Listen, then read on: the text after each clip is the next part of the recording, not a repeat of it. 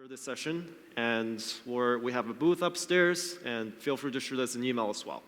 Thank you.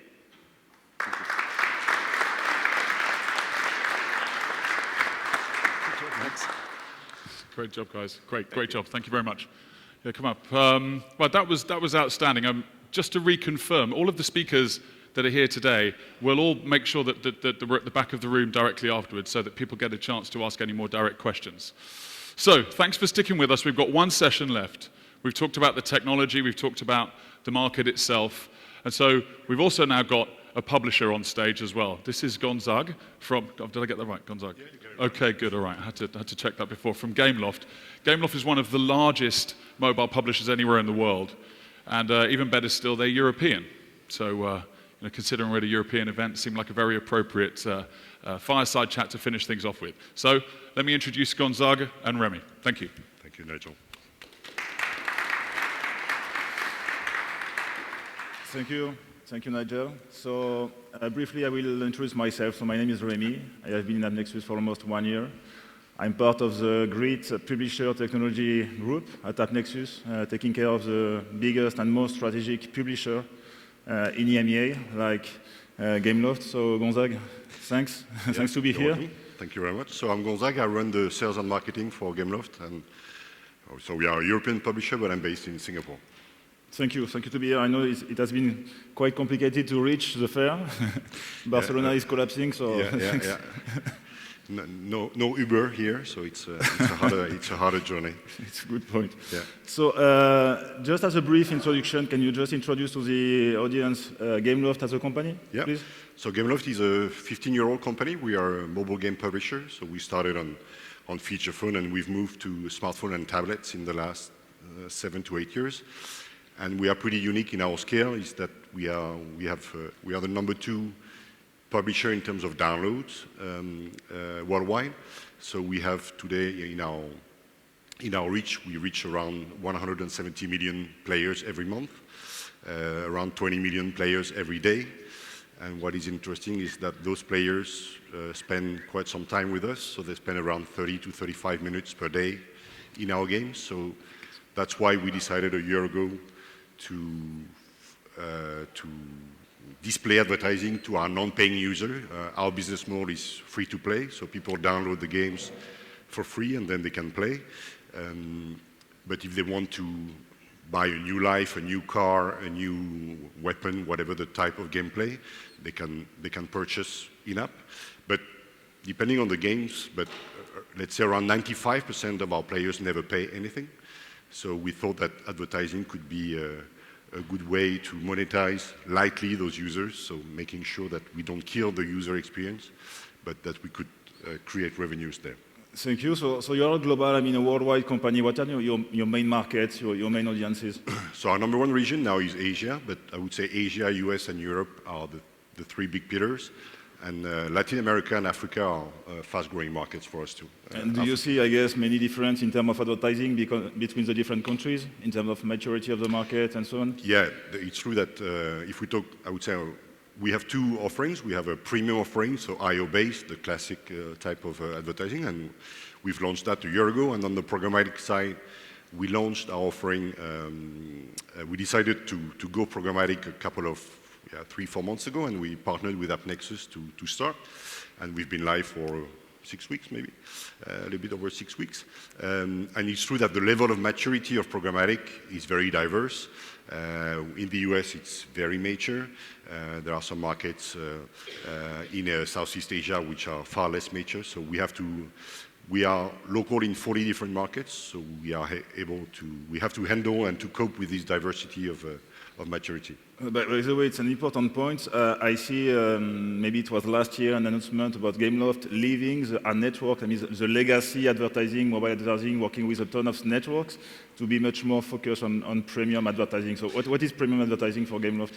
So yeah, we used to work till end of 2013 with some ad networks, but what we saw is that the level of quality of the experience, of the advertising experience was not at the right level. And most of the advertisers were competitors, so we thought it was not the best idea to advertise our competitors' games in our own games. So we decided to cut that out and build our own ad tech. And with premium, what we do is that we control a lot the level of advertising, the load of advertising that we send to the users. Our key asset is our players, it's our DAU, so we have to be very careful. All the point cuts and all the displays are selected by the creation team of the game, so they are very careful on making sure it doesn't disturb the experience, that it's at the right moment. We have capping, we have fatigue, so we are very premium in this essence. We are also very premium in the fact that, as I said earlier, people are spending a lot of time every day playing our games, so they are very engaged. Do you have any KPI just to, I mean, in terms of, I have heard about this specific format you have for video incentivized, for instance. Yeah, if you look at video incentivized, the CVR is over 90%. If you look at CTR on interstitial, we are very often between 5 and 10% on average, which is really high compared to what we see on the market. So people, when they play, they are on their device, so viewability is close to 100%.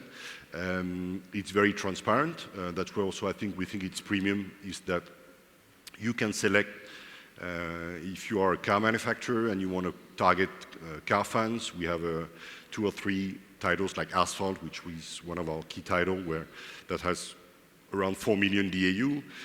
If you want to target those car fans, you can target them directly. So it's very transparent, and that's why I think it's also very premium. And by the way, Nigel previously was talking about data. Data is really important. I mean, to empower, so to say, the mobile advertising and so on. Do you use data? Do you use your own data to do it? So we created our own DMP. So it's all the games, I would say all the inventory is ours. So it's Gameloft created those games internally, and it's our own ad tech. On the DMP side, what we are collecting a lot of information from our users. So first, and I would say the most important 2 data that we have, is that we age gate and we gender gate all our players. So the first time you download one of our games, you will enter your age and you will enter your gender.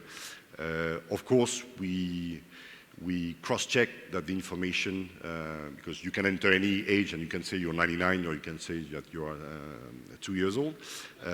But what we do is that through surveys in games and through Facebook profiles, where what we see is that the information is very accurate.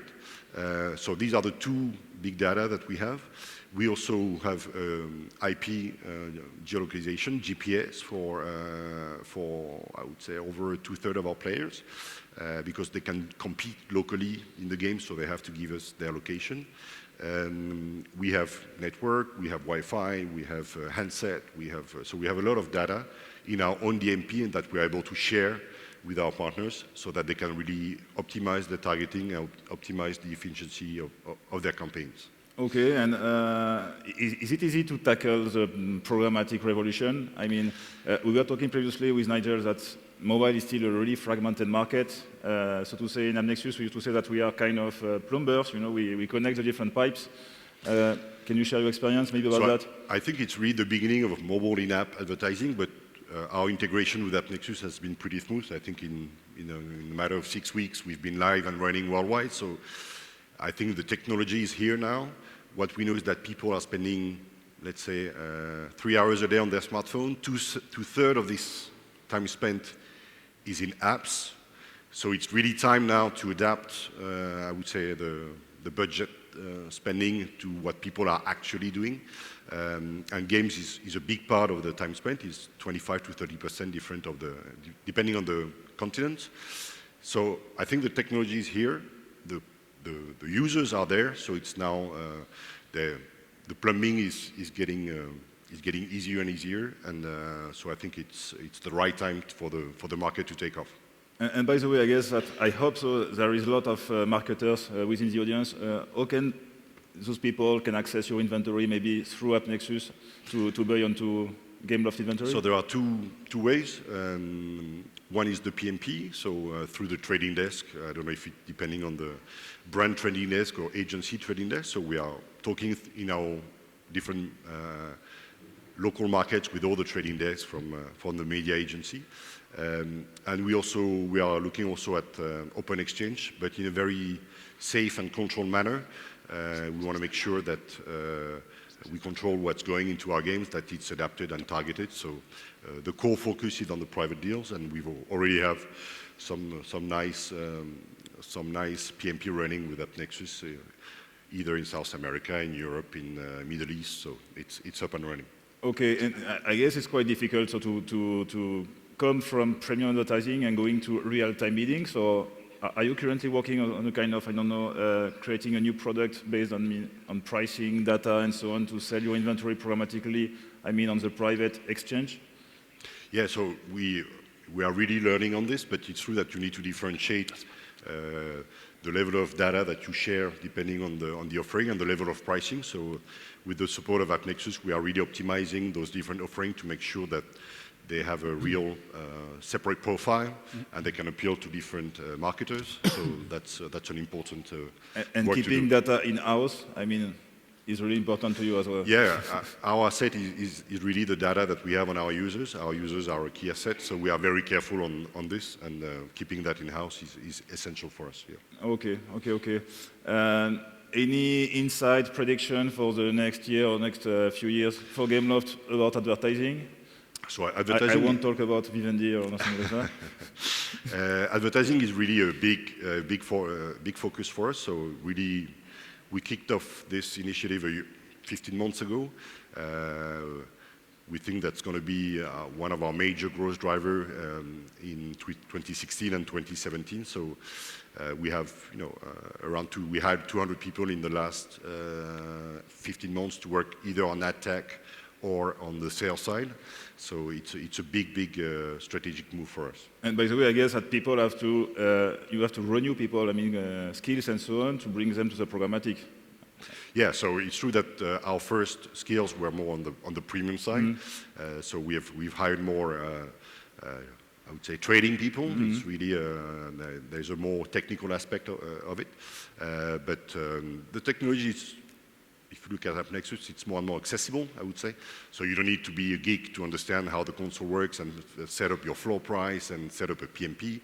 So we have a lead tech on AppNexus, but then it's all the local markets that are handling that directly. So, and it's what we see is that it runs more and more smoothly. So we really think that all the pieces of the puzzle for in-app programmatic advertising are there. And once again, it's really where users are. So it's the right time to leverage on that. And by the way, AppNexus is a trading solution for both supply side and buy side. I have heard as well that you are maybe supposed also not only to buy, because Gameloft is buying inventory as well for his own advertising, CPA campaign and so on. Are you maybe supposed to use also AppNexus platform to do both? We had our teams met recently on this. It's true that we are running a lot of marketing campaigns to recruit players, to have players play our game. So we use TV, we use a lot of YouTubers, influencers in the different markets, and we also do mobile campaigns. We used to run that mainly with dedicated ad networks like AdColony, which are very focused on the game business. With the technology now that's coming with AppNexus, we are looking also at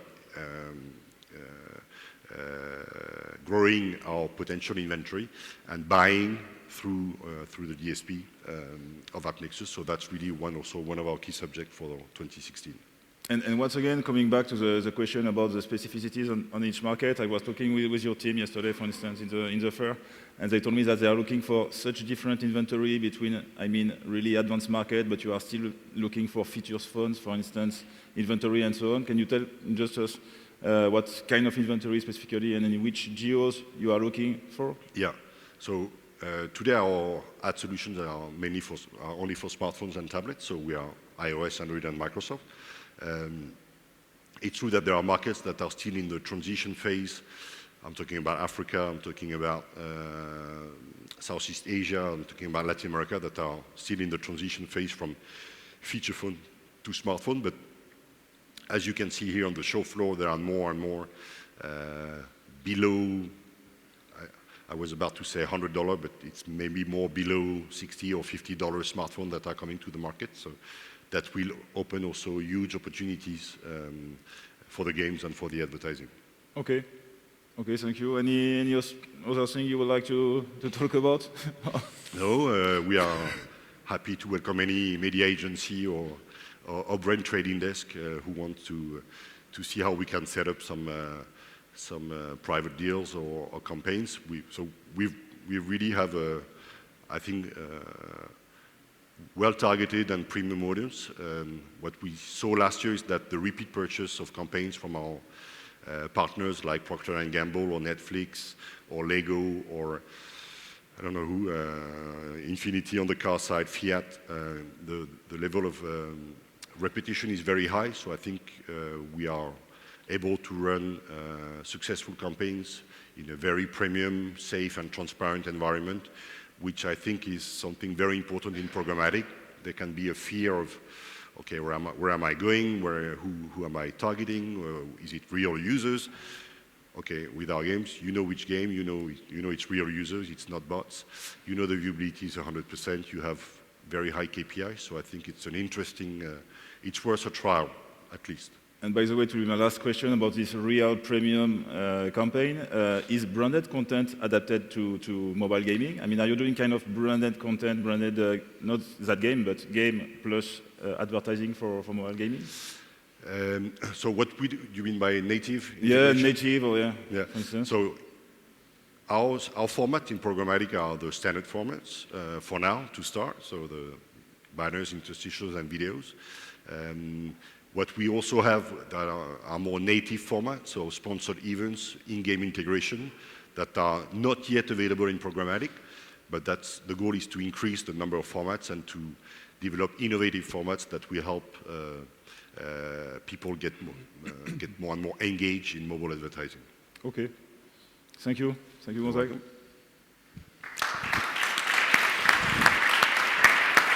Thanks, guys. Thank you. It's okay. We're going to wrap up. Look, fantastic. It's so valuable to hear this firsthand, from the publishers who are actually doing it, especially somebody, as significant and as large as Gameloft. Well, look, that brings us to the end of our program here today. I think we've crammed really a lot in to something like 75 minutes. I challenge you anywhere else at Mobile World Congress while you're here to learn as much as you've learnt in the last 75 minutes. Anywhere else, we've covered header bidding. We've obviously got first-hand information from publishers, the programmable future, and of course, Ulrich's wonderful presentation about the era of mobility. So all that remains for me to do is thank you all for joining us, to thank Gonzague for kindly joining us on stage here as well, to remind you that AppNexus has a booth upstairs. Please come by and see us. And if you'd like to, at the end of the presentation, all of the speakers will be at the back of the room. Please enjoy the rest of the conference. Thanks again.